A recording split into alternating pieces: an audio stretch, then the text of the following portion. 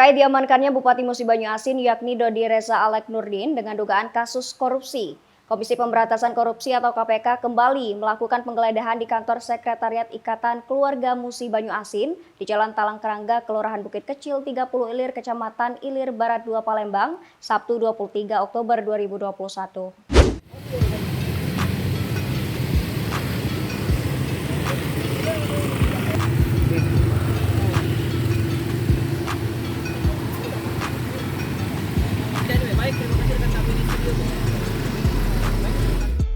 Pantauan di lokasi terlihat ada 7 mobil pribadi dan 2 mobil Brimob Polda Sumatera Selatan yang diparkir di depan halaman Sekretariat Ikatan Muba yang juga diketahui bekas salah satu kantor media di Sumatera Selatan.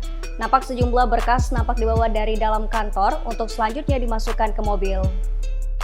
Hingga kini belum ada pihak terkait yang bersedia memberikan komentar. Penggeledahan tersebut berlangsung dengan tetap mendapat pengawalan ketat dari petugas kepolisian.